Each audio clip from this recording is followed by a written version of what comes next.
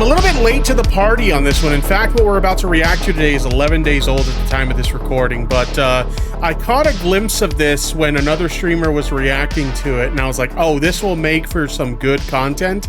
So I thought we would take a look at it here. Have any of you guys seen this interview with Linda Yaccarino? I think it's how you pronounce it. I probably butchered the fuck out of that name.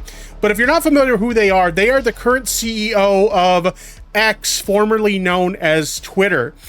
And let me tell you, I have seen some really bizarre interviews before with like tech CEOs. I think the craziest interview I ever saw was an interview that Mark Zuckerberg did for a conference called All Things D, when they were really grilling him on like the privacy over on Facebook. And he was so nervous that he was like literally sweating.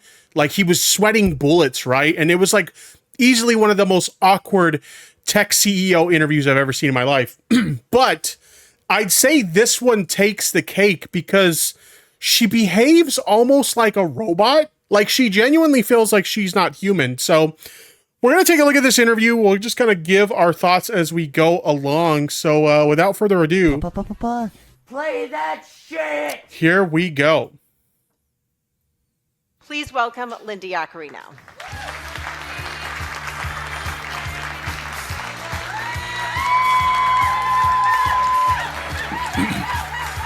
Oh, where am I going? I think okay, you're this over way. here. Yeah, for our microphones. Linda, thank you for being here.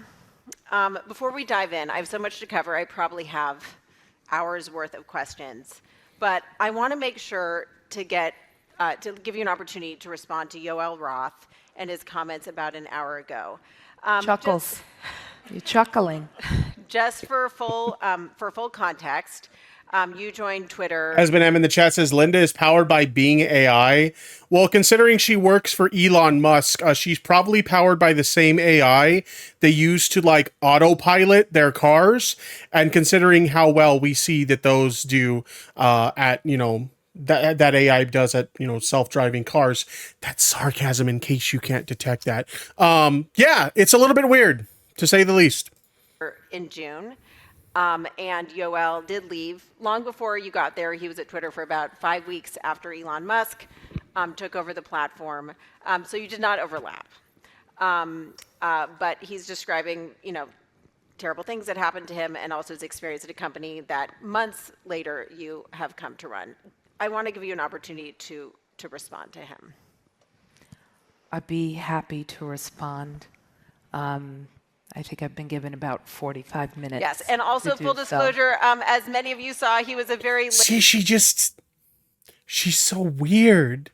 She doesn't speak like a normal person. Everything feels very sanitized. I don't know if that's like I don't know if you can understand what I mean by saying that, but it's very like, it's very robotic in nature. Like it's not human. Late addition to the schedule, a surprise both to me and Linda that he was added here. So not something that either of us were fully prepared. Hollywood Nora in the chat says she's talking like Mark Zuckerberg. No, she makes her speech patterns are so odd that she almost makes Mark Zuckerberg seem kind of normal. Like it's that bad. Therefore, I think many people in this room were not fully prepared for me to still come out on the stage. But here we are. So thank you for asking the question. And Julia's right. We have known each other for a very long time and have had a very long, deep, strong relationship. So when situations like this happen unexpectedly, maybe they were unexpected, we stay strong together. So we're going to move on. But I do want to address... You know what she reminds me of? She reminds me of like the stereotypical like high school counselor that has a background as like a hippie. Like she kind of gives me that vibe. Do you guys know what I mean, chat? Yoel and I don't know each other. He doesn't know me. I don't know him. I work at X. He worked at Twitter. X is a new company building a foundation based on free expression and freedom. It's literally the same company.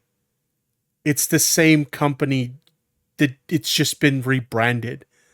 So to like have this weird separation of, well, this guy worked at Twitter and I work at X, and it's not this. It's the same thing. Okay, it's literally the same fucking thing. You guys just changed the fucking name. Like, what is she on about? Oh my god. Of speech. Also, by the way, I want to kind of like play that again real quick. What she just said. Foundation based on free expression and freedom of speech. Okay, here's the thing, chat. Anytime, and you could look at the history of like alternative platforms that have cropped up, alternative platforms like, for example,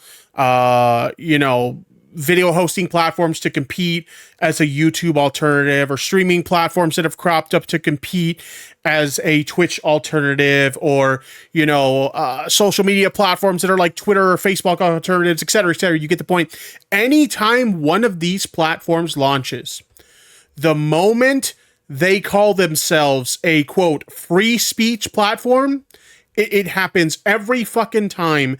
The platform just gets flooded with fucking Nazis, and then it just like fails because nobody wants to, advertise on the platform that's literally like the Nazi platform. Okay. So like, I think that you can create a platform that is pro free speech without calling it the free speech platform. Because again, once you call it a free speech platform, it puts a stench on it that literally just, it's like a magnet for Nazis, as Heavy Gretel in the chat is saying. Like, if you want to create a free speech platform, fine, go right ahead. Just don't refer to it as a free speech platform, because every fucking time, whether it's something like Gab, whether it's something like Parler, whether it's something like Minds, whether it's something like Rumble, every fucking time you label it a free speech platform, it just gets overrun by Nazis, and then your platform inevitably fails because nobody wants to advertise on the Nazi platform. It happens like that. I've been a content creator since 2006. I've seen platforms come and go. Every single fucking time they brand their platform the free speech platform, it's a done deal. It's done and over with. It's Twitter, done before it even got off the ground.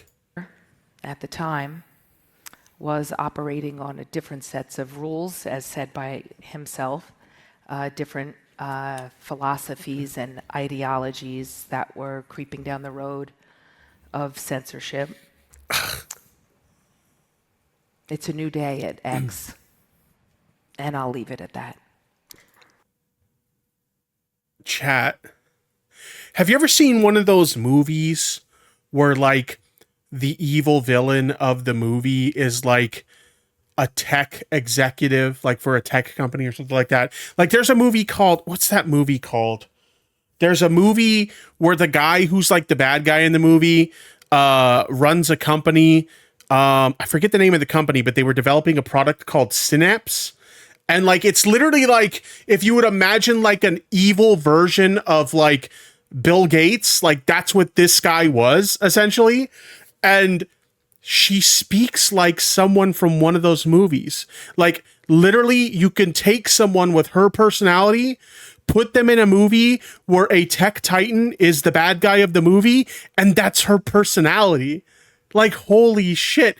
Like, if we later found out this woman was using X as a platform to achieve world domination, it would not surprise me because of her personality.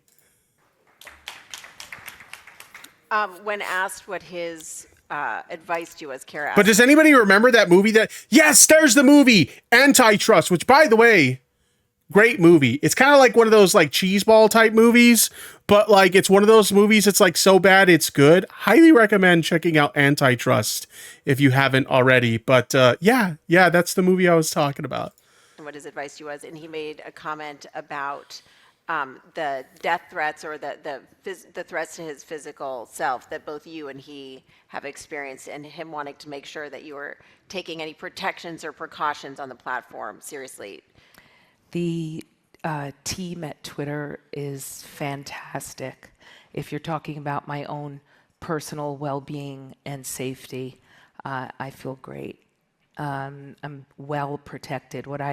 He made a comment about the FT interview, I guess as he was preparing to come on the stage, that the public scrutiny weighs heavy on me, my kids, my family, my parents.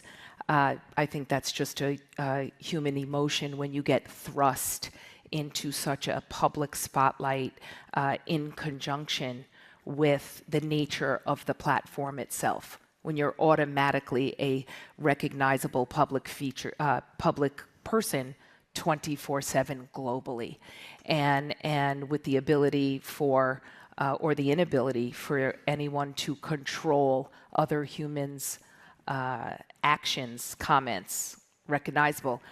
And I'm an identical twin. Think how she feels. I actually made the security team a $1 bet because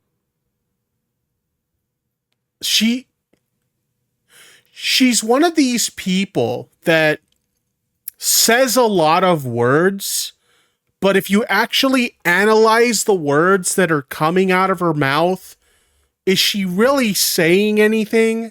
I think if you actually take the time to digest the words that are coming out of her mouth, actually listen to them and process them in your brain, which I understand is very difficult because you're so focused on how bizarre she behaves. But if you actually take the time to take in the words that she's saying, analyze them within your brain, and actually pay close attention, you'll see that she speaks a lot of words, but none of them actually fucking mean anything, chat. Am I wrong? only ever bet $1, by the way, because the reason I only bet $1 ever is because it's really only about winning, right?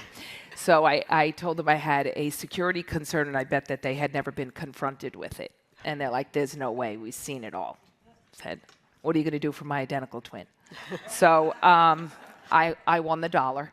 But to get back to the serious situation. What a poor attempt at humor. She talks like a politician trying to answer a simple yes or no question. Yes!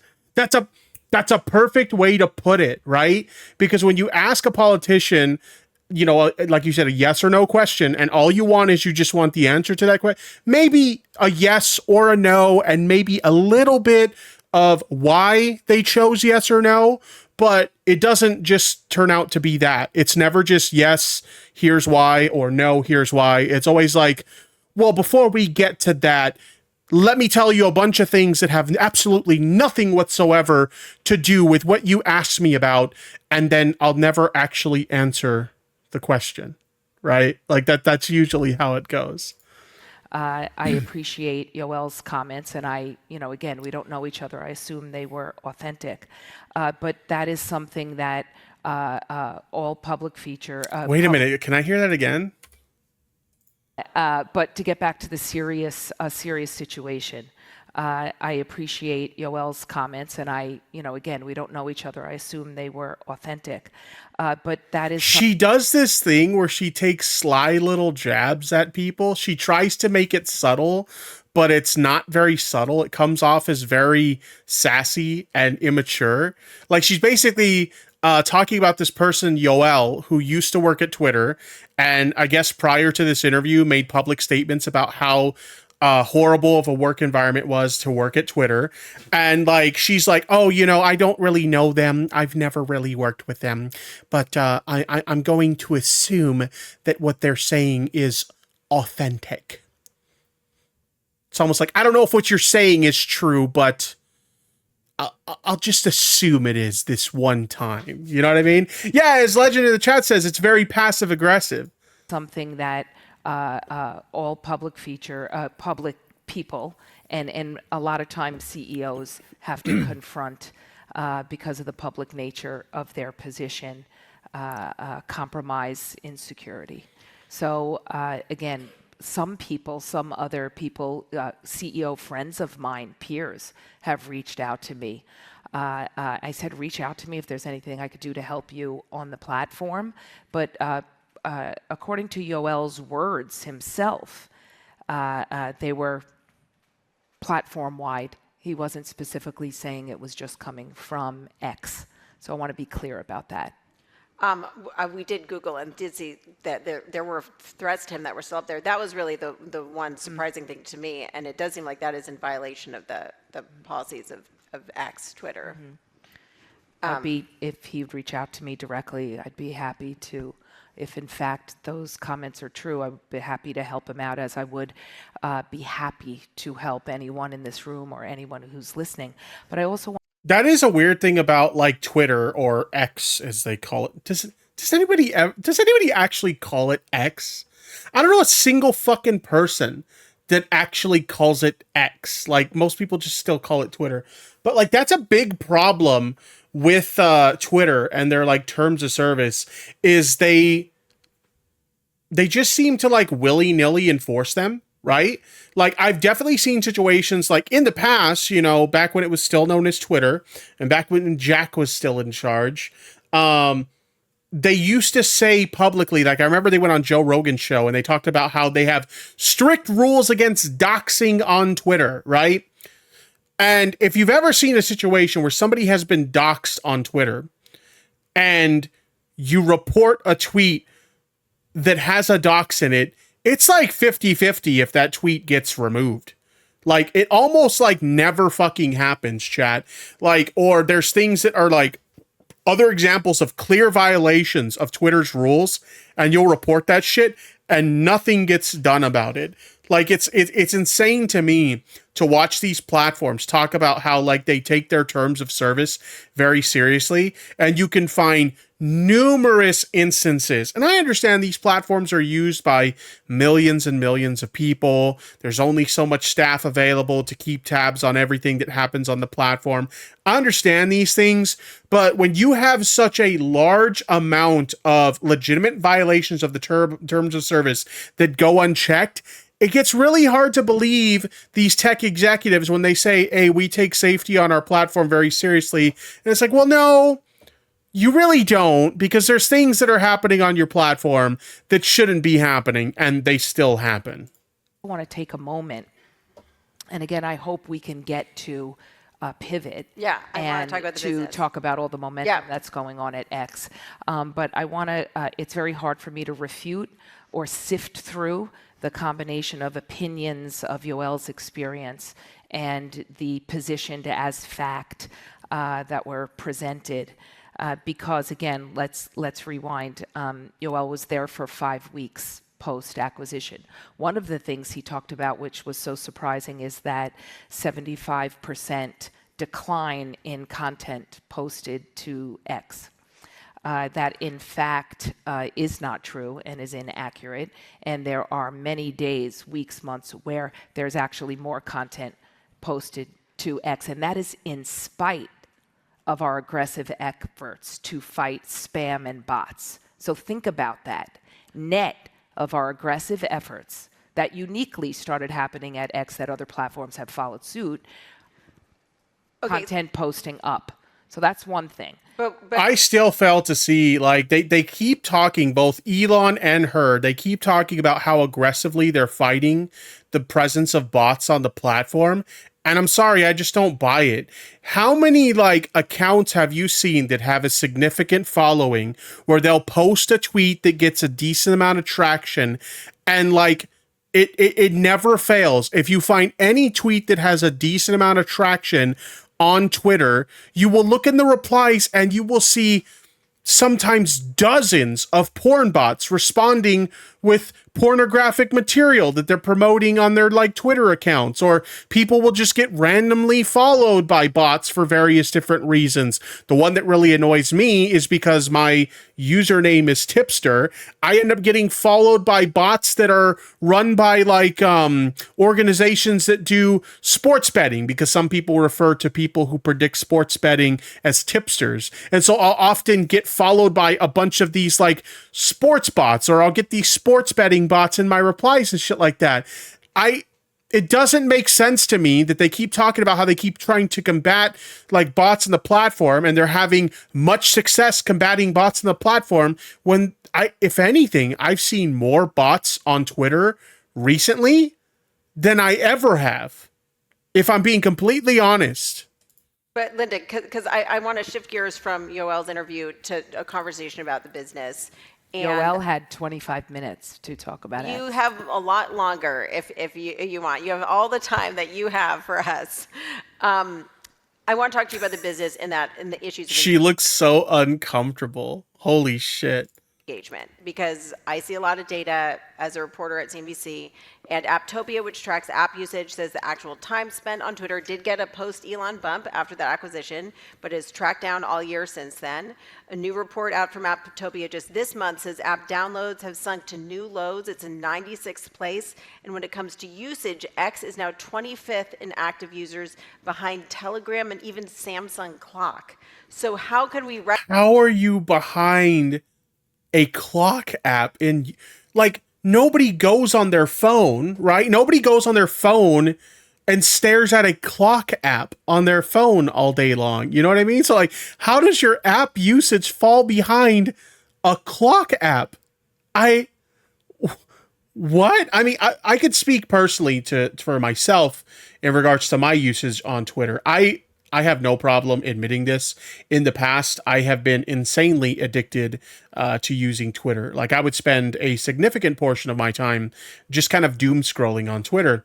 And I gotta be honest, over the course of the past maybe 3 or 4 months, I have spent a lot less of my time on Twitter. In fact, there have been sometimes whole days where I have not even looked at Twitter, which anybody who knows anything about my Twitter usage, that was not the norm. Okay. So like, I personally have found myself less interested in using Twitter in recent months. So it does not surprise me that the metrics that they're giving state that Twitter usage is falling, because it just seems like overall, a lot of people are genuinely losing interest in the platform. People don't have a lot of faith in the platform anymore. You know, there's people who are very prominent users of Twitter who don't use Twitter as frequently anymore. And with the recent, for a lot of the people I've spoke to directly, a lot of them state that one of the main reasons that they've opted to use Twitter less is because of the significant increase in bigotry and hate speech on the platform. I know that's been a big factor for me, in all honesty, because, like, you know, we've seen people say bigoted stuff and hateful stuff on Twitter in the past, but those were things that were huge TOS violations. But now that they're on this, you know, free speech kick, that's the whole like way that they're branding the platform now. A lot of genuinely hateful shit that used to be against the rules on Twitter is now perfectly acceptable on Twitter. And so it's really taken a platform that honestly was already quite a toxic platform. If you look at the history of Twitter, the majority of what people spend their time on Twitter doing is arguing with other people over differences of opinion and things like that. And it really, Twitter as a platform, even before Elon, really breeded a lot of toxic behavior. With the recent, you know, push for free speech on the platform, which I say it in quotes because some types of speech are protected, but not others. So free speech, my ass. But since the recent push for free speech, a lot of genuinely toxic and a lot of genuinely hateful activity that would not previously be allowed on Twitter is now very much allowed on Twitter. And it's really pushed a lot of people away from the platform that used to be very avid users. Reconcile what Musk has said about engagement, the numbers you just cited, with all of these different data points here. Well, you know, with over 540 million global users, I'd love to sift through, you know, the data points that you picked out. And they're really just tracks of app downloads and engagement. Yeah. But when you look at the length of time spent, the engagement on X right now, the key metrics are trending very, very positively. So if we want to talk about all the I initiatives, mean, as I stated a second ago, if the key metrics that she's referring to that are trending positively refer to a massive uptick in hate speech and bigotry on the platform. And when I say that, I know a lot of people tend to like overuse those terms, and there's certain things that like get labeled, hate speech that it's, maybe it's not necessarily, but some people get like a little too I'll use the term woke scoldy with some of the things. Like, for example, like I've been very open with the fact that I have no problem with people using the word retard. And so like some people would label that as hate speech. I disagree. I don't think it is. But I'm talking about like genuine fucking hate speech, genuinely bigoted stuff towards my multiple different types of minority groups. Like, this is something that used to be very, very small and niche on the platform to now it's everywhere.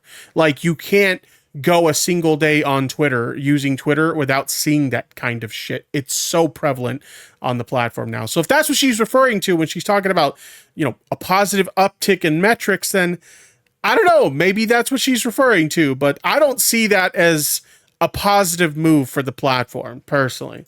Initiatives that have been put in place, like was covered in the previous interview about all the brand safety and content moderation tools that exist now within my first 100 days at the company that didn't exist for the 8 years prior, formerly known as Twitter. I think those are the type of things we should be focusing on in terms of progress. Heavy Gretel in the chat says, reject Twitter, embrace Instagram.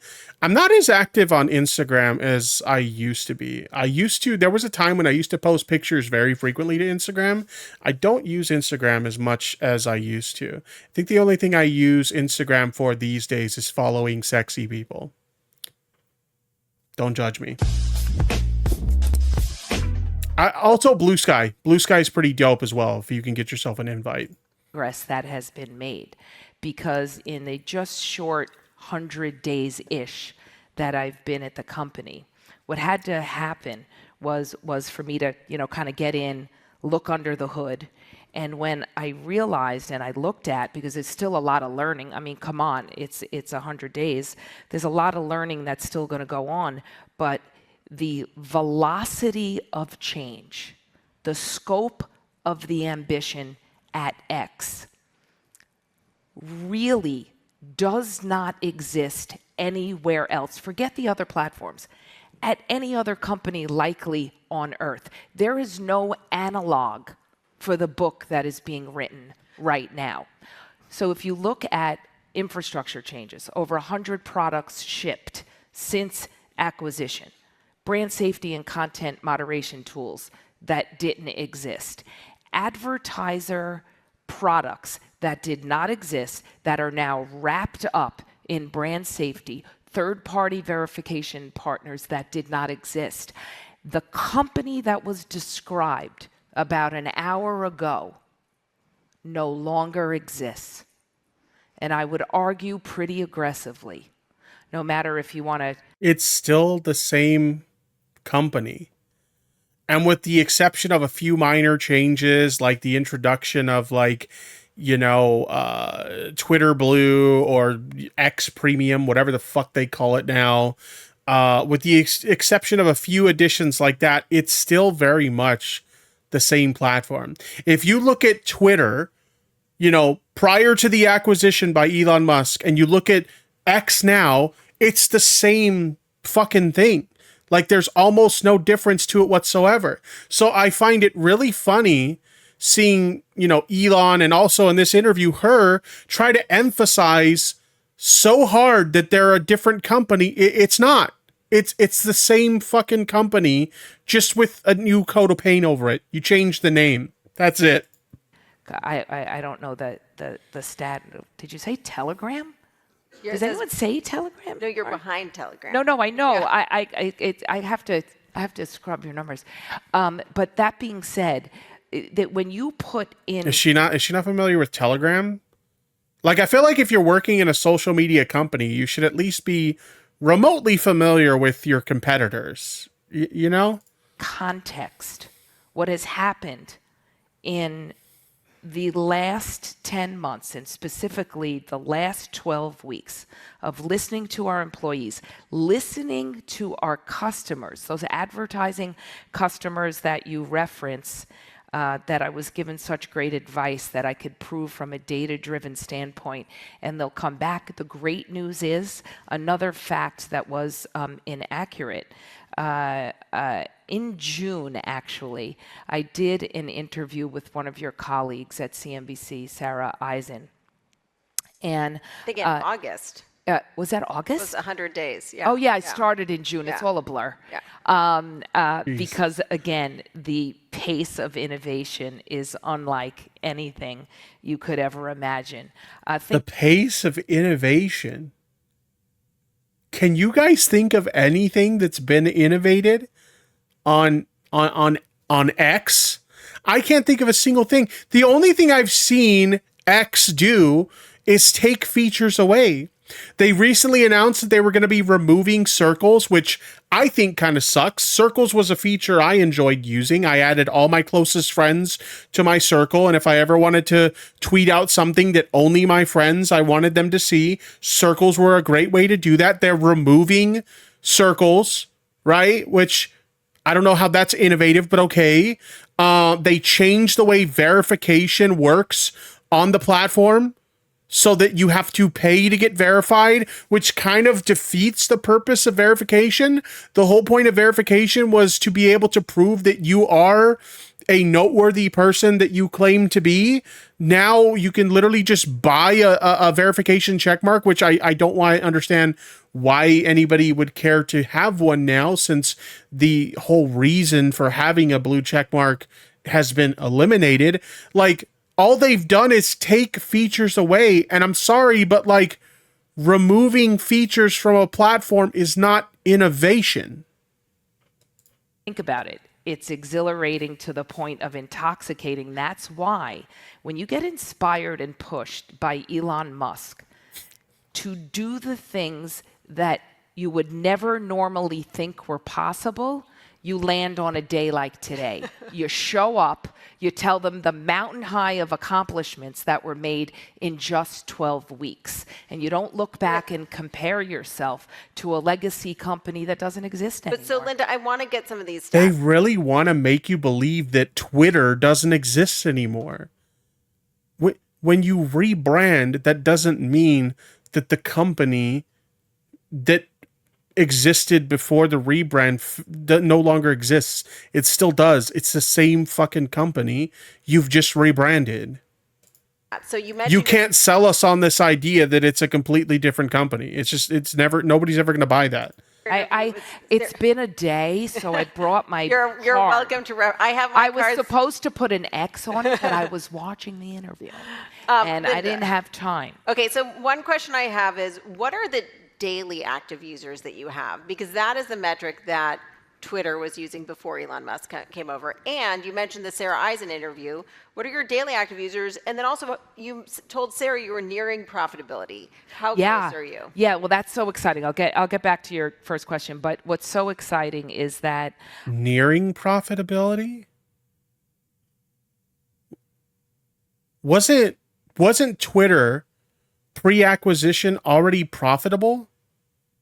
How did they go from being a profitable company prior to acquisition to now they're nearing profitability? Holy shit. From an operating cash flow perspective, we're just about break even.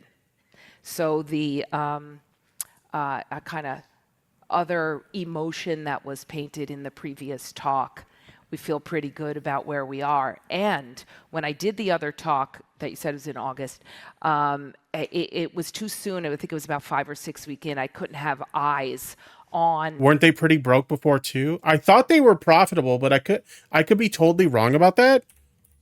Twitter reaches profitability. Let's see if we could find anything about that. Twitter reaches profitability. Let's see. Is Twitter profitable? So as recently as February of this year, it says that, so I guess they weren't. As recently as February of this year, they were not profitable. And I'm not seeing anything that would suggest that they were profitable before acquisition either. So I guess not. Even the rest of third quarter, let alone fourth quarter. But yeah, as Heavy Gretel in the chat says, they lost a lot of ad revenue. That's certainly not helping them reach a level of profitability. Yikes.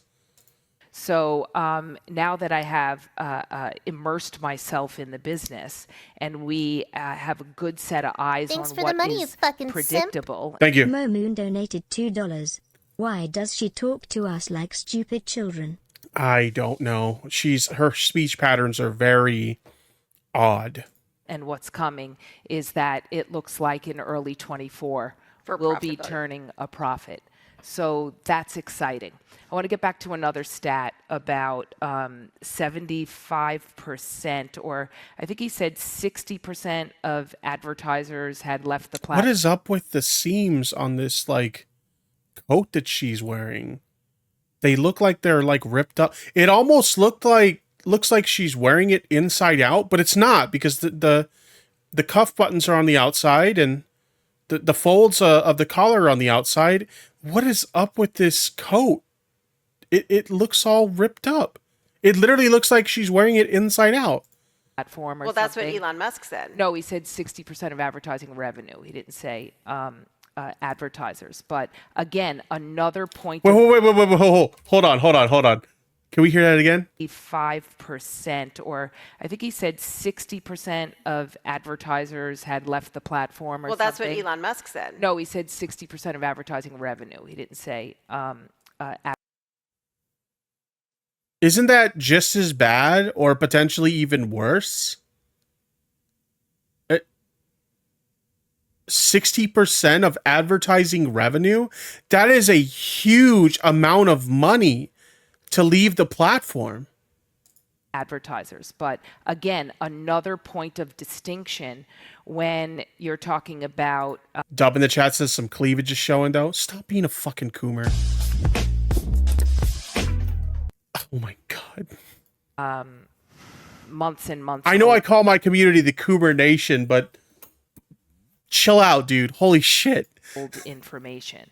So 90% of the top 100 advertisers have returned to the platform. In the last 12 weeks alone, about... Wasn't there an article that came out recently that I think it was Visa, Twitter, advertising. Aren't they only spending like $10 a month or some shit on ads? A massive company like Visa? Let me see. Let's see here. Twitter ad numbers plummet. Visa bought just $10 in ads last week, according to report. A massive company like Visa spent $10 in advertising over the course of the last 12 weeks. Holy shit. 1,500 have returned. So whether it is small business or big brands, right? Like so if I were to buy ads on Twitter to promote my YouTube channel and I spent $100, I'd be spending 10 times more than Visa. AT&T, Visa, Nissan, all returning. Why? Wait, she actually used Visa as an example?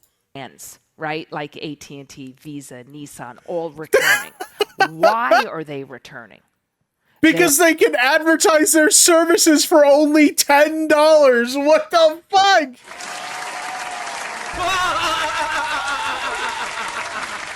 Are you a functional retard? I have to ask. Are returning because of the power and significance of the platform. Exactly. Heavy Girl says Visa, a company with infinite money. True. the place that X has in this world. So Why? do you have a stat on daily active users? Yeah, I'm going to. Probably Okay. 200, 250, something Okay. like that. So the stat when Musk Visa's whole business model is literally selling people virtual Monopoly money. Yoel, over- leave his facts. No, this was when Musk took over. There were 237 million monetizable daily active Yeah. users. So listen to this. One of the reasons that I'm in the chair I'm in today, and in the chair I am at X leading the company, is because I knew. But chat. Okay, she's talking about being in the chair. Is she referring to the cuck chair, though? For the last decade, and you knew this, part of my old remit was to oversee not only the advertising revenue for the company, but to look after all of our enterprise relationships, I still say all of the NBCU enterprise relationships, and Twitter was one of them. I specifically used the name Twitter, by the way, purposefully. And that's when, for 10 years, and how. She used a tactical Twitter, chat. Wonder how many of you guys will get that reference. Fell in love with the platform because I knew, first of all, we all knew the trajectory of where broadcast cable television and usage and consumption was going. But this, powered by now X. Okay, so something funny came out by her holding up her phone like that, chat. What is her name again? Linda. Helps if I can spell it. Linda. Yaccarino. Let me see. Come on, what are you doing? 1 second, chat. Linda Yaccarino. Home screen. Some people noticed something interesting about her home screen. Let's see. All right, let me bring this up. Ex-CEO shows her iPhone's home screen with her favorite apps, and X isn't there. Oh shit! Oh shit! Oh shit! She has all these apps on her home screen, and X isn't one of them. I think what makes it even worse too is there's like competing social media platforms on her home screen, but not X. Let's see, we got Instagram here, we got Facebook here, but where's X? Looks like Signal. No X to be found though, chat. How are you going to how are you going to be the CEO of X and you don't have X on your home screen, chat? Oh shit! Oh shit! I don't know. I thought that's pretty funny. Was the only mechanism that could take the premium content business, live global events, news.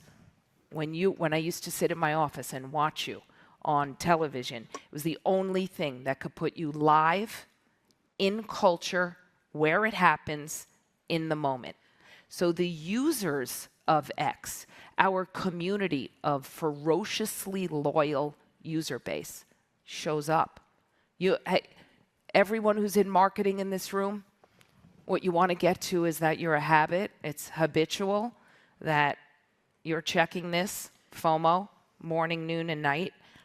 And I'm do guilty. you have any new engagement numbers you could share with us? Because those stats from after. See, that's how Twitter used to be with me. Like, it's a little embarrassing to admit it, but especially somebody who covers like trending topics on my stream and stuff like that, it was a very, second nature thing. The first thing I would do when I would wake up in the morning, I'd grab my phone and I would doom scroll through Twitter looking for topics to potentially cover on my show. Later in the day, when I got a little bit of free time, hop on Twitter again, scroll a little bit more, see if I could find some topics to cover on my show, see what's going on in the world, etc., etc. I spent a lot of my time on Twitter, and I just don't do that anymore.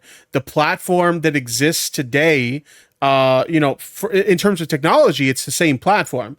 But in terms of like their changes to their policies and their terms of service that has allowed very toxic communities to thrive on the platform, it's made the platform a platform that like a lot of people don't want to use anymore. So you have people who are like power users, formerly power users like me, who were very active users on the platform, both in terms of creating content for the platform, meaning tweets, posting videos, posting pictures, etc. And you went from someone who was very active in using the platform for those things to now I barely use it at all. It's crazy how much the platform has changed in a negative way. The Observer in the chat says, in a way, Elon saved you from your addiction. Yeah, I guess you could look at it that way. I guess you could. Nothing embarrassing about it, Tipster. You cover things in the media and the world. Twitter should have been a solid part of your day for topics and current news. Yeah, fair enough. That's a fair point, for sure. In other words, other sources show a decline. What sources were they? It was Aptopia, and I have the list here. Some the whatever source I just cited. But Well, I'd love to. but we could go. I'd love go to. I'll give you. Yeah. I'll give you almost like a more personal, specific number, which demonstrates part of the growth at X. If you take our communities, 50,000 curated environments and conversations of communities on X. Okay. I'm assuming she's talking about the communities feature. And I feel like with a platform as massive as Twitter, I feel like there should be more than 50,000 communities on the platform. That just goes to show that like communities has been a feature for a while now, and it just never really took off. Like I've never joined a community on Twitter. I've never created a community on Twitter. I don't know hardly anyone who uses the communities feature. It's kind of a dead feature. So I don't know why she's trying to like sell communities as like an actively used feature on the platform, because I really don't know anybody who uses it. And I feel like, again, you know, a platform as massive as Twitter, if that's such a popular feature, I feel like more than 50,000 communities should exist on the platform, no? Like, I feel like if you were to take a competing platform like Facebook, which has the next closest thing to, you know, Twitter communities would be like Facebook groups. I feel like there's a hell of a lot more Facebook groups than there are Twitter communities. Like, does anybody else feel the same way? One in the chat if you agree. Engagement numbers and time spent is up dramatically just since June. Okay. Right? So Yeah. hold on. I want to. But wait, Linda, we're running short on time, so I got to get. We have so much to cover here. So Okay, where do you want to go? okay, I want to talk about your role running the company. And Okay, Elon thank you. Musk just announced a new monthly fee for users. Yep. And my question for you is, do you want to start charging all users of X, as he said, and how many users do you think you will lose as a result? That was another thing he said. Basically charging everybody to use the platform. And this was one of the solutions that they came up with to try and combat the bots, right? Which I can definitely see companies that are, you know, if a company wants to use bots to promote their services bad enough, they'll pay the subscription fee so that they can still keep their bots on the platform. I don't think a subscription fee is going to eliminate bots. I don't think that's the solution to the problem. But like that was one of the ideas they came up with, basically charging everyone to use Twitter. You know how many people are just going to stop using Twitter when you start to charge for it? I remember when like the top social media platform used to be Facebook, and it seems like at least once a year there would be a rumor circulating around, you know, the communities of Facebook where people would spread this bullshit rumor that Facebook was going to start charging to use the platform, and so many people would leave the platform. It got to the point that Facebook had to specifically put on the login page, Facebook is free and will always be free, or some message, I'm paraphrasing, but some message along those lines, because that rumor would get spread so frequently. But they would lose users just based off of a rumor that they were going to start charging everybody to use the platform. Can you imagine how many users they would lose if they imposed a fee for everyone? And I know Jess Yo Mama in the chat is saying they already stopped using it. A lot of people have. A lot of people have already stopped using Twitter, but can you imagine how much more people would leave if they made it so you have to pay a fee. Not like they do now with Twitter Blue or X Premium or whatever the fuck they call it now. But like, now it's an optional fee. Imagine if it was a mandatory fee that if you wanted to have a presence on Twitter, you had to pay a fee. So many people would stop using it. So, Can you repeat? Elon Musk announced you're moving to an entirely subscription-based service. Yeah. Nothing free about using X. Did he say we were moving to it specifically, or is thinking about it? He said that's the plan. Yeah. So did he consult you before he announced that? We talk about everything. She gets so pissy. There's so much snark. Look at her. Your background is in advertising. I would be surprised if you wanted to get rid of a free version. Why wouldn't we? To have no free version of X? Okay, so do you think Elon brought me to the company to be the head of advertising? Which I appreciate Kara's comments that said I'm such a fantastic advertising executive. Or do you think he brought me to run the company and to deliver to our users the best possible experience? And one of the biggest struggles I had in my previous career at the other companies I worked for was I was known as a provocateur. I was called a heretic a couple of times because I constantly tried to push legacy media companies to change, to iterate, to innovate. Why did I do that? I did that to keep up with consumer behavior. And X will become the best, most useful platform to what the consumers want. You got to admit, it's not boring. It's one of the funniest places on earth.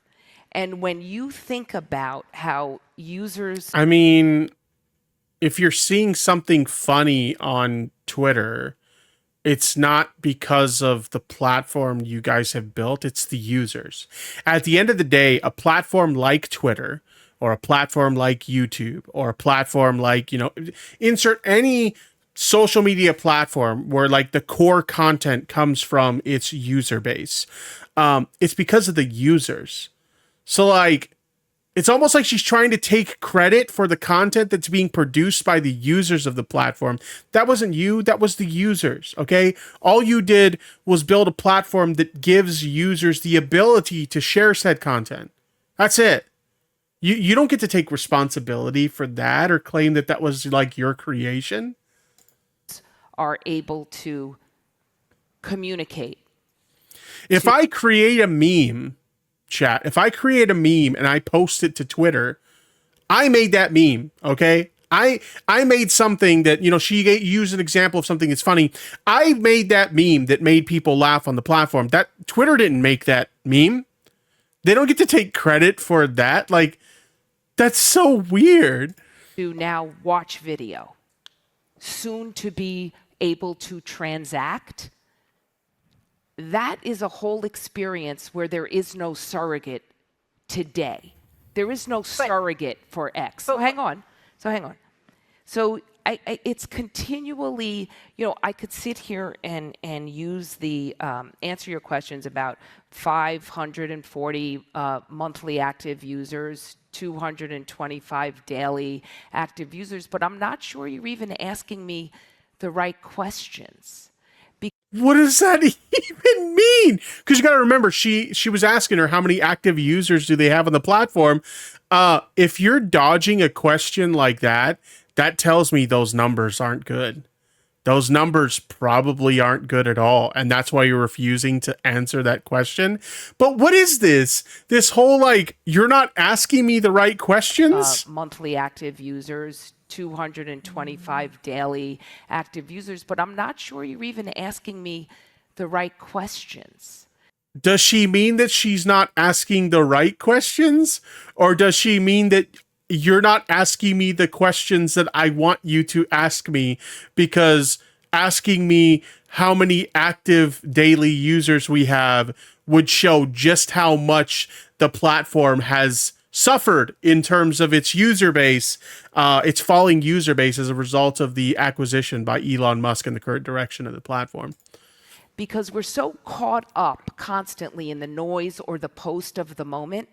And what's going on under our nose is a platform in transformation where there is no surrogate. But so then talk to me about this comment that Elon Musk made just a week ago saying he wanted to make it all subscription. It's almost like she's trying to pull some like Jedi mind trick shit where like the interviewer's like, how much are your daily active users on X? You don't need to know how many daily active users we have on X. What about platform engagement? Has engagement gone up on the platform? You don't need to know what our daily engagement is on X. You know what I mean? It's almost like she's trying to pull some like Jedi mind trick and it's not fucking working.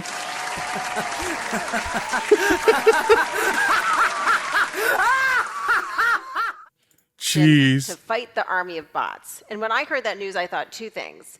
Number one, I would be surprised if you, whose background is in free ad-supported content on all the I think broadcast my networks. background is being a very senior executive. It's a senior executive, but I would...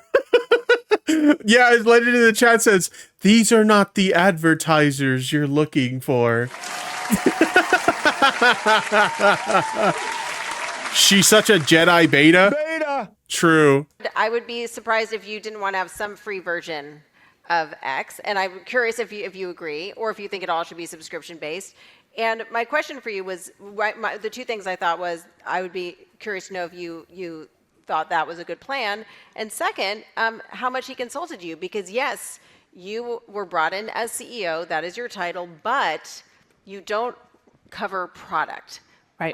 All of the product teams Right. report to Elon Musk, and as a result of that, there's been a lot of... If anyone in this room... Can I finish, please? Wait, Linda, Sure. let me finish. Sure, Please, let me sure, finish. sure. As a result of the fact that the product team does She's not so report bad. to you, the product team at Meta reports to Mark Zuckerberg, because the product team does not report to you, there has been speculation that you are in more of a COO role, or a CBO role, a CEO in name only role. You know what's funny is that we talk about that a lot at X. As you know, it's a very flat organization, and the teams are very empowered to perform at their highest levels.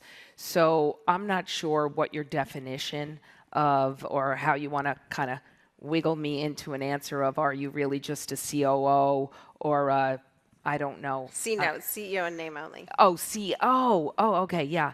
Not nice, but Oh, she got really triggered by that one, Chad. Oh, shit. She did not like that one. That being said, I think what Elon and I talk about a lot, number one, always starts with the user experience. And that has to be primary. But I want to go back to your, he runs product, he runs technology, he leads a team of exceptionally talented engineers. And who's kidding who? I don't care what the structure is at Meta, but who wouldn't want Elon Musk sitting by their side running product? I see a show of hands. No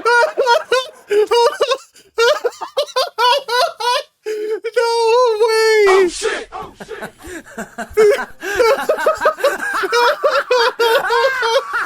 Chad, did you see what happened? Hold on, Chad. Did you see what happened?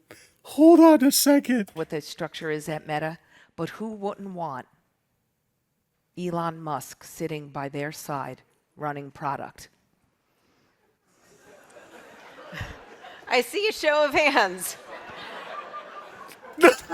Chat, does anybody want to have anything to do with Elon Musk being in charge of like the creation of any product? Because who remembers this? Let me see if I can find something. I gotta find this.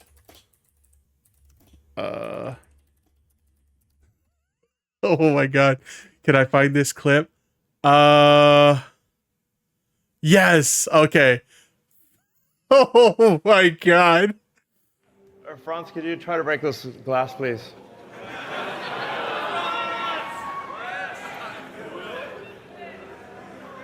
Yeah.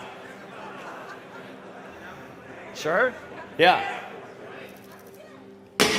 Oh my fucking god. Well, maybe that was a little too hard.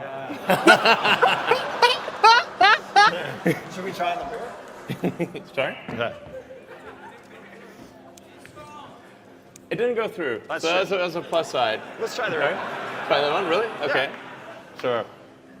Oh, man. It didn't go through. All right.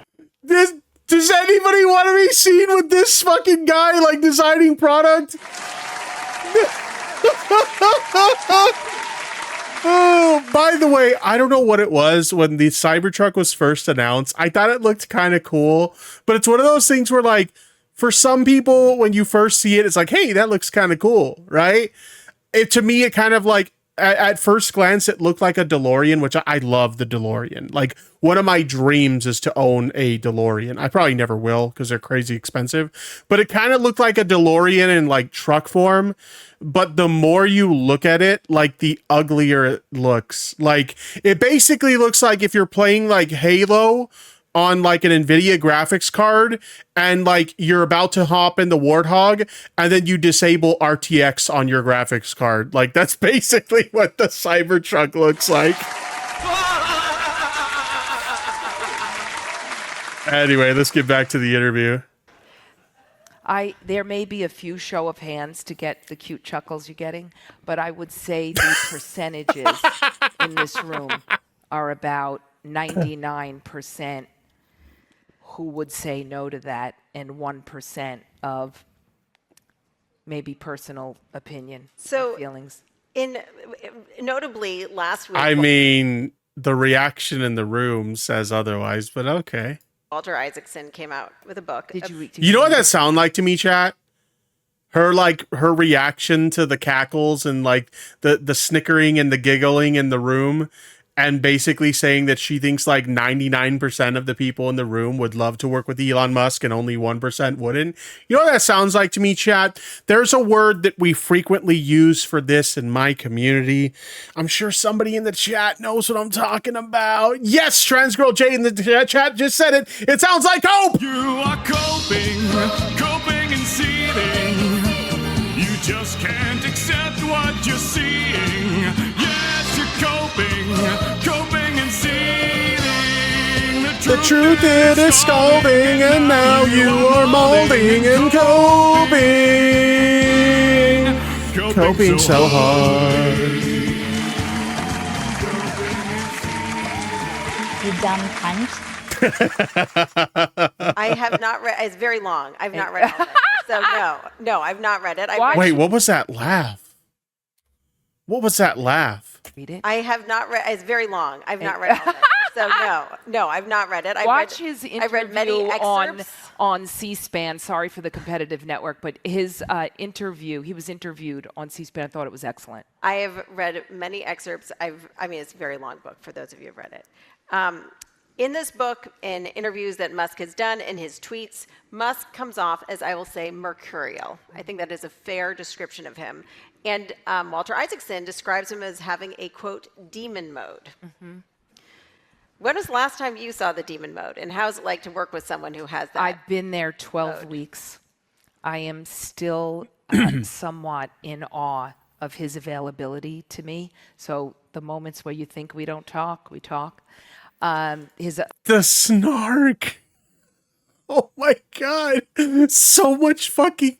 You don't expect someone who's an executive of a company to this degree to have this level of snark. Holy shit. Unbelievable availability. It's stunning. I've never experienced. Like, I feel like any longer, and she's going to get into a full on cat fight with the fucking interviewer, chat. Oh shit! Oh shit! Any of that. He's been consistently and completely supportive of me. Now, this also is not my first rodeo. I've reported to a lot of CEOs. You go through highs and lows because you have differences of opinions and you have a different scope of experiences. But one thing Elon always talks about, or actually the whole team talk about, is the feedback loop that exists. Just think about the nature of the platform.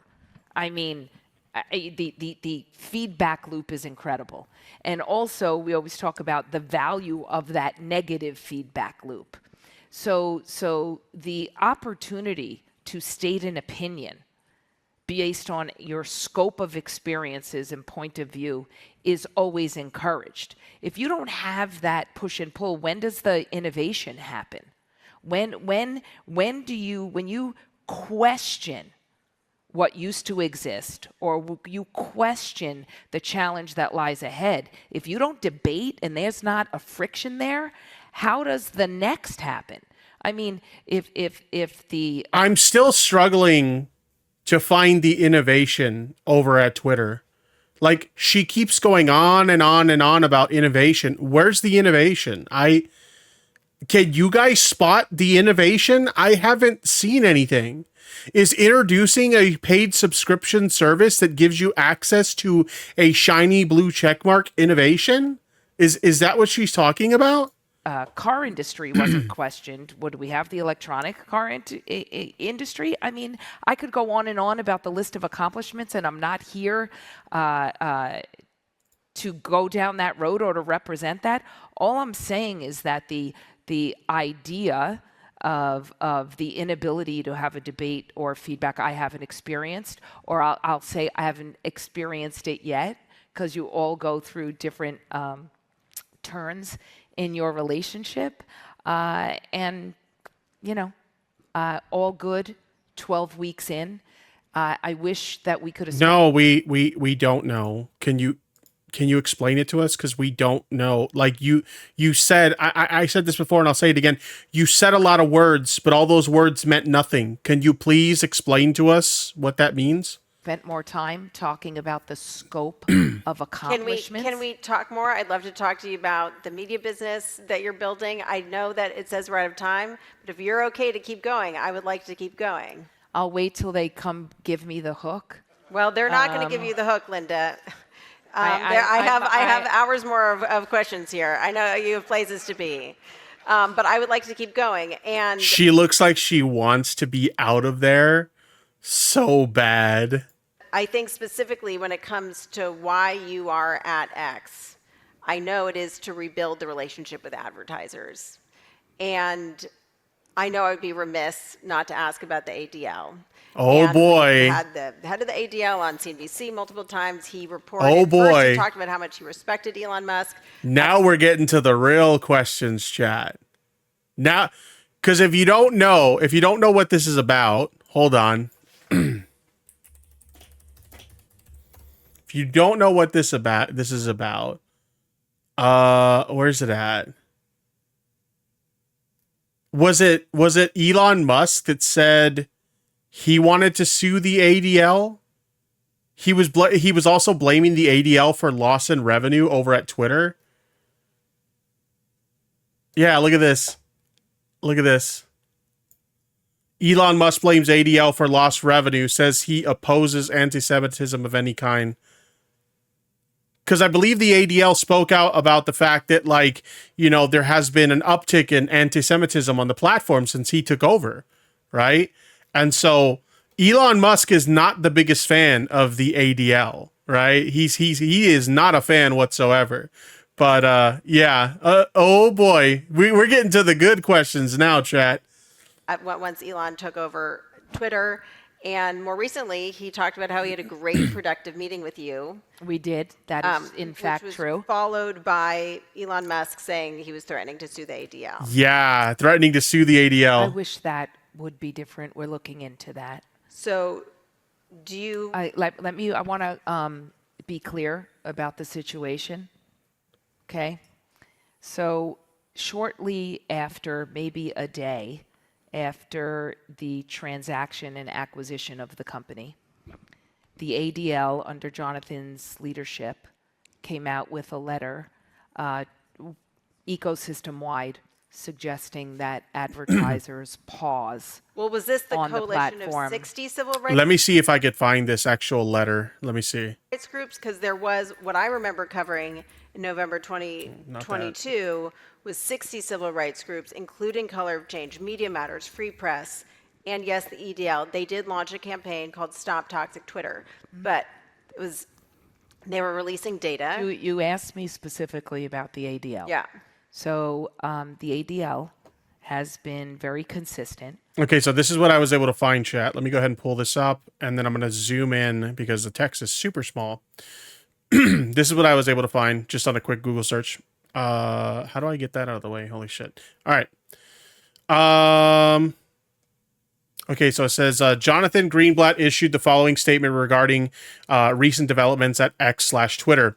It is profoundly disturbing that Elon Musk spent the weekend engaging with a highly toxic anti-Semitic campaign on his platform, a campaign started by an unrepentant bigot that then was heavily promoted by individuals such as white supremacist Nick Fuentes. Oh shit, chat. We got a Nick Fuentes mention in this bitch. Having sex with women is gay. Christian nationalists Andrew Torba, conspiracy theorist Alex Jones, and others. Finally, we saw the campaign manifest in the real world when masked men marched in Florida on Saturday, brazenly waving flags adorned with swastikas and chanting "Ban the ADL." But to be clear, the real issue is neither ADL nor the threat of frivolous lawsuit. The urgent matter is the safety of the Jewish people in the face of increasingly intensifying anti-Semitism. Musk is engaging with and elevating these anti-Semites at a time when ADL is tracking a surge of bomb threats and swatting attacks of synagogues and Jewish institutions, dramatic levels of anti-Semitic propaganda being littered throughout Jewish and non-Jewish residential communities, and extremists marching openly through the streets in Nazi gear. All of this is happening in a context of the highest number of anti-Semitic incidents that ADL has tracked in more than 40 years. And just 2 weeks away from the Jewish holiday of Rosh Hashanah and Yom Kippur. And so this behavior is not just alarming nor reckless, it is flat out dangerous and deeply irresponsible. We need responsible leaders to lead, to stop inflaming hatred, and to step back from the brink before it's too late. So this is, I guess this is the statement he's referring to. I'm not really sure. Or she's referring to. I'm not really sure. About suggested pausing of advertisers. But it is true. I kind of talked about this before, where there is a massive, noticeable uptick in hate speech, anti-Semitism, transphobia, racism, like any types of hate speech or bigotry you can think of. There has been an extreme uptick in those things on Twitter ever since Elon Musk took over. So yeah, I mean, you can't spend a single day on Twitter without running into some form of hate speech or bigotry. Like it's that prevalent on the platform now. On then Twitter continues into X. Those were related to Elon's comments about advertisers being down so significantly. The productive conversation I had with Jonathan, and I would hope that there will be productive conversations in the future, was about the need for the ADL to acknowledge all the progress that has been made now at X. And what progress? What progress? I mean, we're talking in this particular case about like anti-Semitism. I'm pretty sure if I were to do it, I'm not going to do it right now because I'm pretty sure I would find some TOS violating stuff that would not be okay with YouTube TOS. But if I were to do a Twitter advanced search of the platform right now for the word Jew, I'm pretty sure we would find some very hateful things if I were to do a search of that. So yeah, as Heavy Griddle in the chat is saying, what progress? I'm wondering, excuse me, I'm wondering the exact same thing. Wherein lies the moment that we're living in today. Yeah, exactly. Ashley Ryder in the chat says, I'm seeing the opposite. Me too. And when Jonathan continues to question the progress as it relates to anti-Semitism, it is disappointing that there is not equal time given to all the progress. As a matter of fact, did you get an alert on your phone about the spaces that Elon is doing tomorrow night? I did not, but admittedly have not been on my phone today. Okay. Well, Elon is co-hosting and participating in a spaces tomorrow night with, I believe it's 9. It could have grown more. Very influential Jewish leaders in the world to discuss anti-Semitism, the current state of the impact on culture, and how X can help. So just So I will. So this interview was how long ago again? 11 days ago.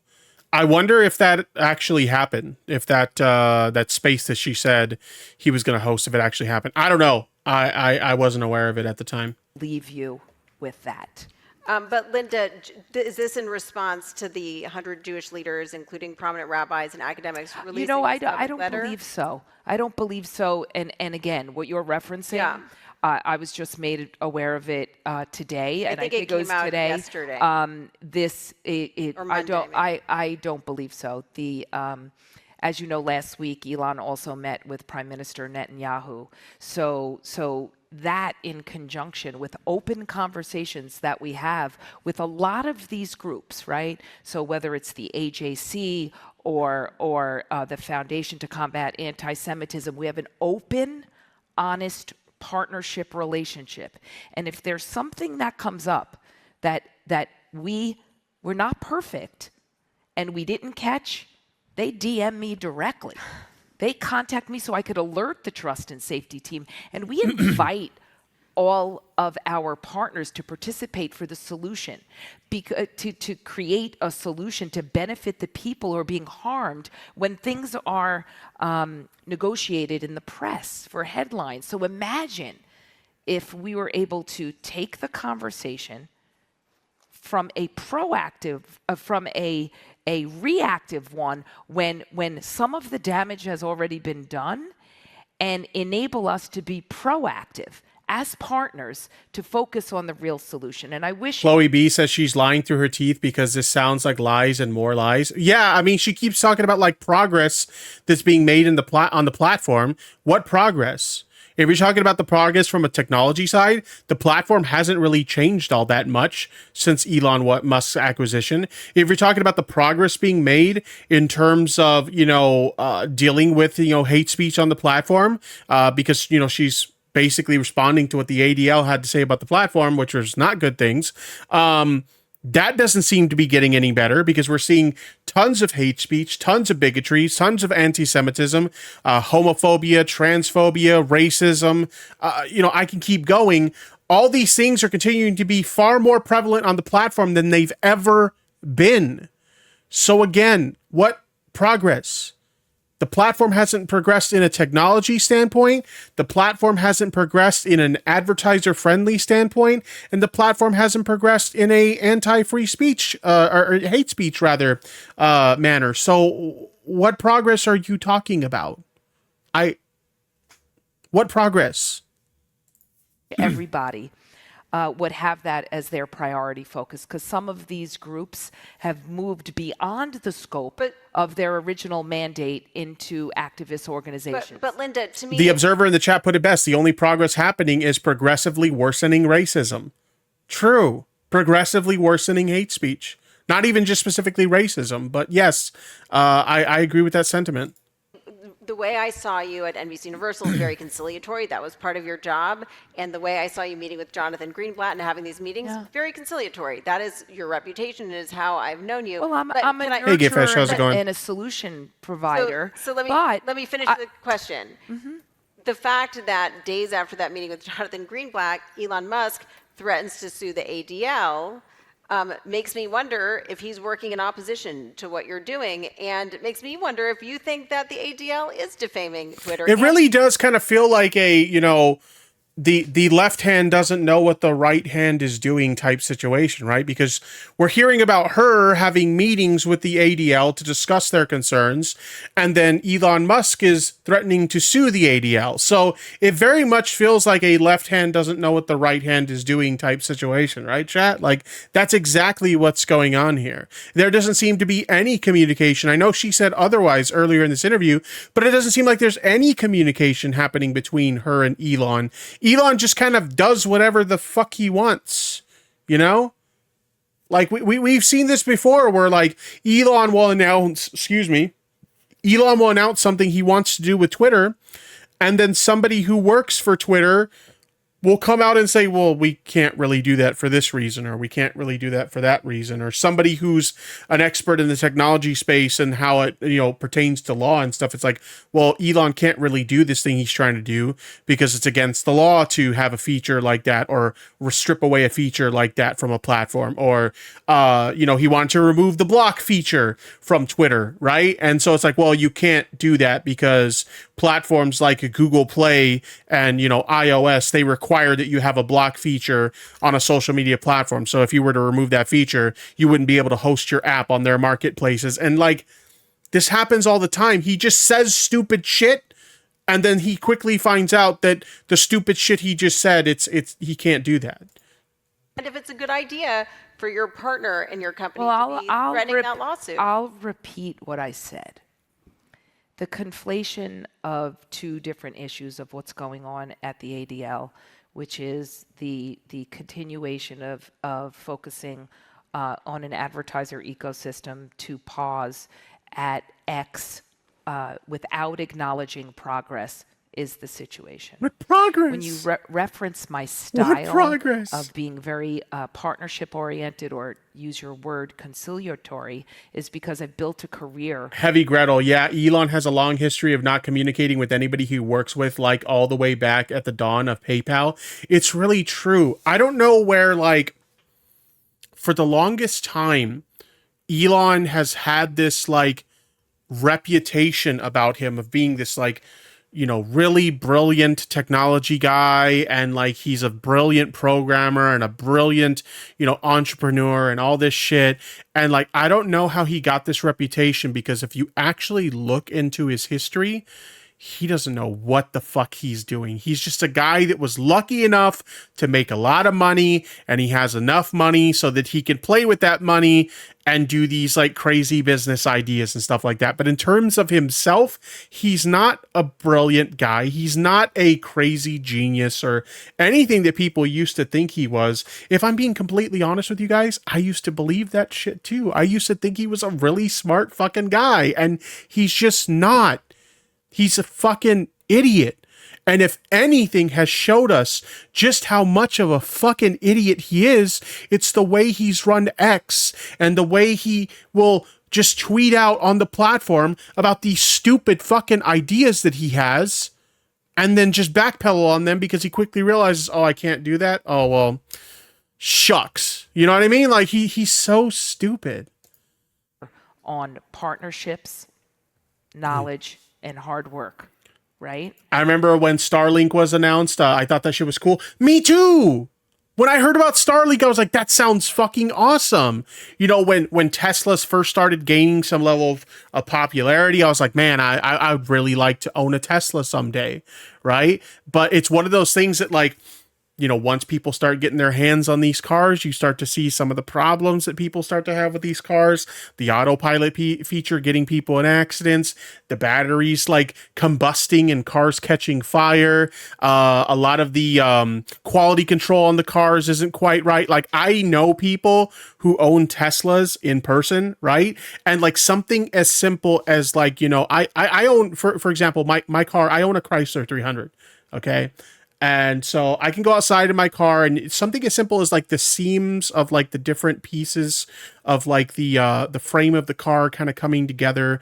The seams are perfectly lined up the way they're supposed to be. Everything just kind of fits together the way it's meant to fit together.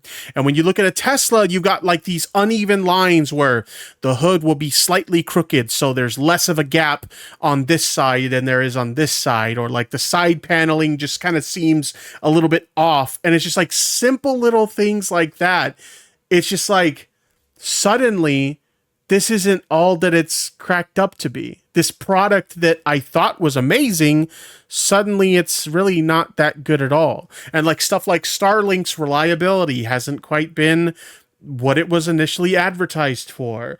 And the fact that Elon Musk has used Starlink to meddle in the, Russia-Ukraine conflict and stuff like that. That was an interesting story when that came out. But like, this is not a smart guy. For many, many years, he had this reputation as being a super smart, intelligent guy. And now we're all seeing the truth that he's kind of a fucking retard. Hold on. Retard break. I need a retard break. Give me a retard break for like 2 fucking minutes, okay? I can't keep listening to fucking retards. Oh shit! Oh shit! Oh shit! That continues at X. Okay? And I've also spent my entire career being candid and completely transparent. Ask anyone who's ever done business with me. And sometimes that creates tough, candid. I mean, I don't know if I buy that, considering you literally were asked numerous times earlier what the platform's current engagement numbers are and daily users are, and you completely refused to answer the question. You completely dodged it. Conversations. That doesn't seem very transparent to me, chat. But I'm always going to stand up for the truth. And that's what you're hearing from me today. And is that this is about the truth. But do you think that it is better to have these conversations and these meetings as you're describing, or to threaten a lawsuit? Are there times when you wish that Elon Musk would not tweet and would instead let you do your job? Heavy Growl in the chat says this lady has never given anyone a straight answer in her life. She'd make a good Republican. Oh shit! Oh shit! Foundation of X is based on free expression and freedom of speech.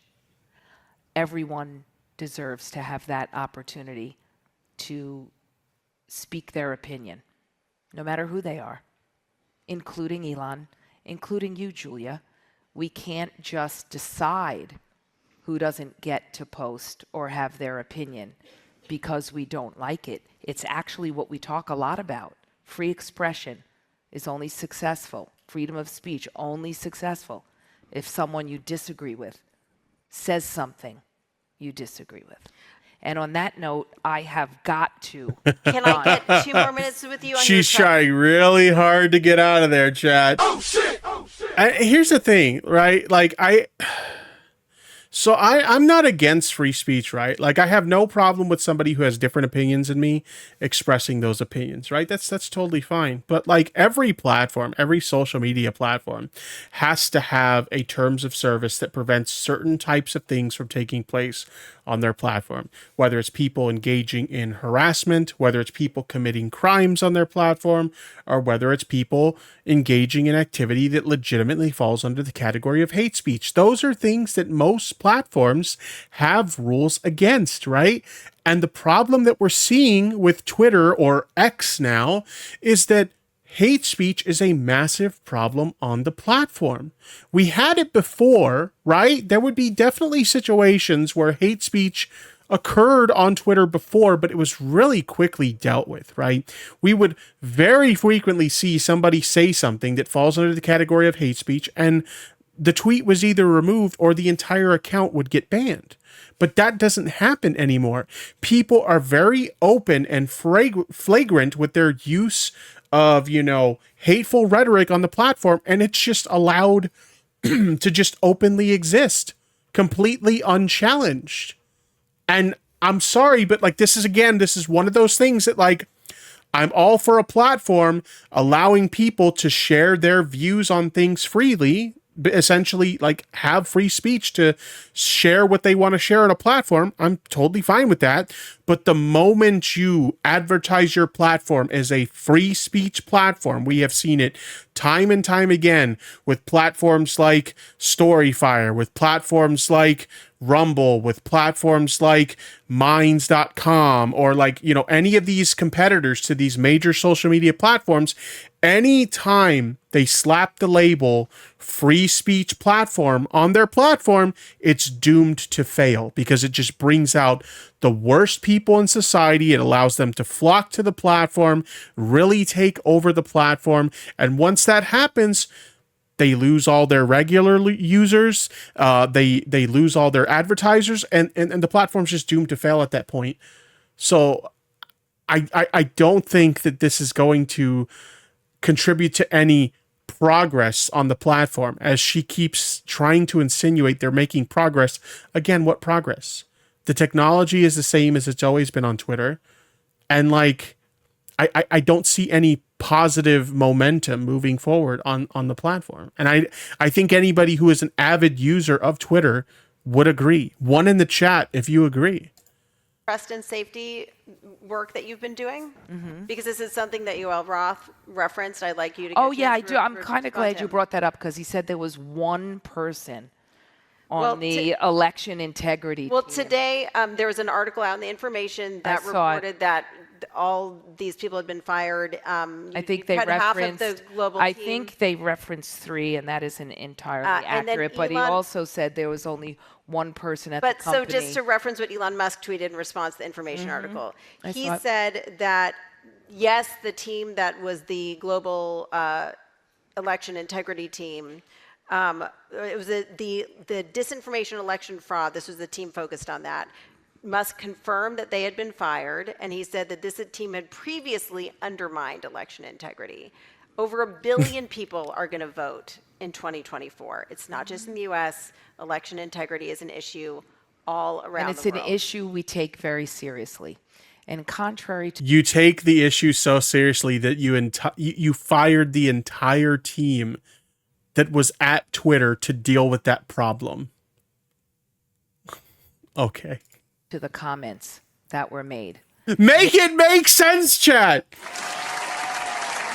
We care about this issue. We think it's an important issue, and we think it's so important that we fired the entire team that was hired specifically to deal with that problem on the platform. You act like a little bitch right now.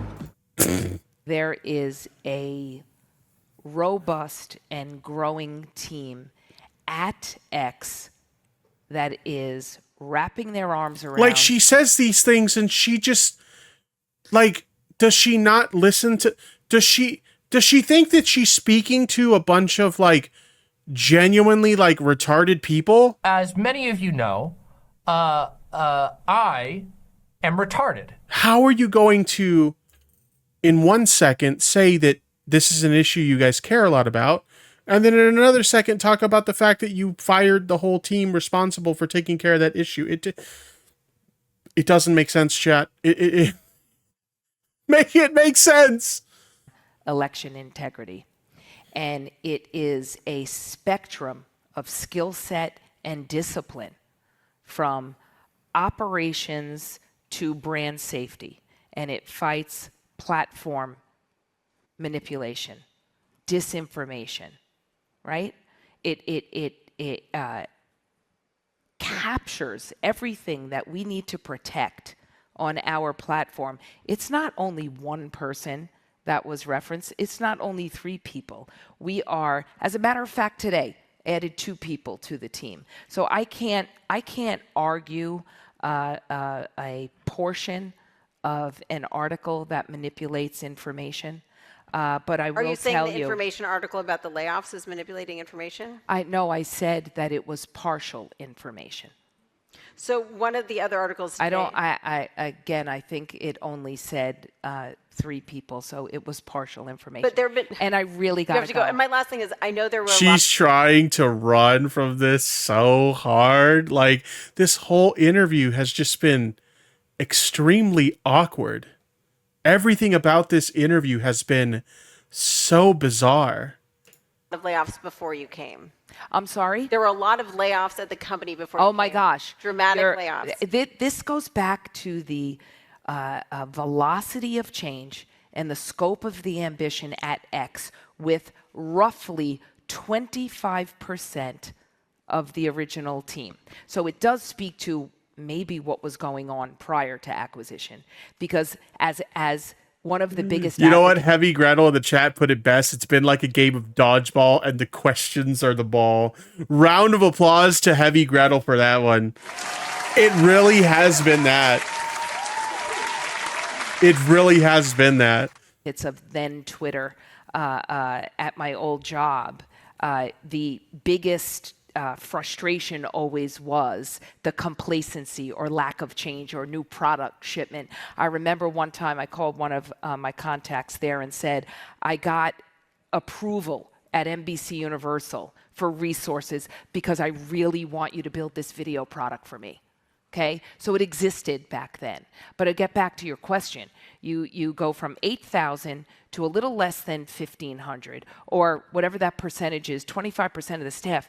You ship 100 product updates, the overhaul of the infrastructure updates. You have brand safety tools, content moderation tools did not exist. But so are you hiring in this category? Hiring this in this category, as I said, we just hired 2 people to the brand safety team today.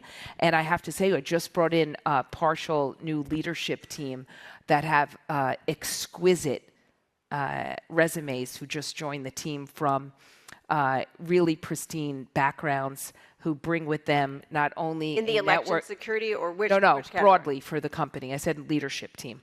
It seems like some of those people are in the sort of content business, which I wish we had more time to talk about. But because you'll be hearing some of those announcements in the next week or two. But thank you so much, everyone. I gotta go. I really appreciate it. Yaccarino, thank you for making the time for us today. Thank you. He's literally running, chat. Oh my god. That was really weird. Like, that was by far one of the most bizarre interviews I've ever seen from like a tech CEO. And as I mentioned before, I seen the interview that Mark Zuckerberg did at All Things D, where he was literally sweating because of how nervous he was to talk about privacy over at Facebook. So, Twitter just kind of feels like a sinking ship, honestly. I don't have high hopes for the future of the platform. I hope I'm wrong about that, because I do see value in a platform like Twitter. But given its current direction, I don't have very high hopes for the future of the platform. But I guess we'll have to wait and see, chat.